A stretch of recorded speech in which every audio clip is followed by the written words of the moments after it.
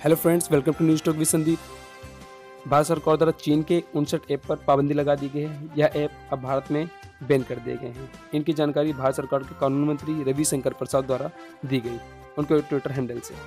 उन्होंने कहा, भारत की सुरक्षा, अखंडता और स्वतंत्रता व आत्मरक्षा व नागरिक के हित के लिए भारत सरकार द्वारा यह ऐप पूरी तरह से बैन कर दिए गए हैं। यह ऐप भारत में सबसे ज़्यादा यूज़ किए जाते हैं, लेकिन अब यह यूज़ में नहीं रह पाएंगे। इन ऐप्स के नाम हैं TikTok, Helo, Like It, Vigo, Live, Club Factory, WeChat, UC Browser, Xender, Selfie City, Mail Master, Mi Video Call, Viva Video, UC Browser इत्यादि। यह ऐप बैन क्यों गए हैं, इसके बारे में जान लेते हैं दोस्तों। दरअसल भारत सरकार द्वारा एक रिपोर्ट में यह सामने आया कि कुछ चीनी ऐप्स भारतीयों के डाटा के साथ छेड़छाड़ व उनके डाटा का गलत प्रयोग कर रहे हैं, जिस कारण भारत में सरकार इसके लिए सचेत हुई और उन्हें साइबर अटैक दिन पर दिन भारत में बढ़ रहे हैं, जिसके मद्देनज़र सरकार यह फैसला ले रही है। यह फैसला इसलिए भी महत्वपूर्ण है क्योंकि बीते दिनों में भारत और चीन के रिश्ते ज़्यादा अच्छे नहीं रहे हैं।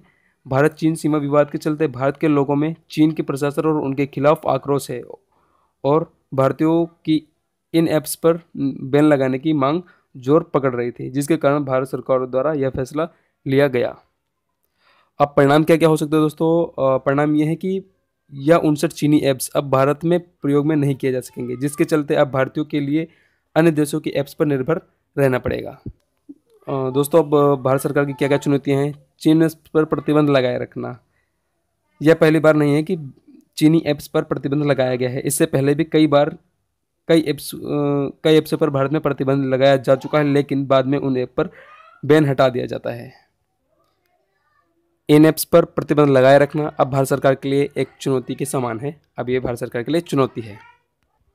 दोस्तों, दूसरी चुनौती है कि भारत में अन्य चीनी ऐप को परमिशन ना दे भारत सरकार।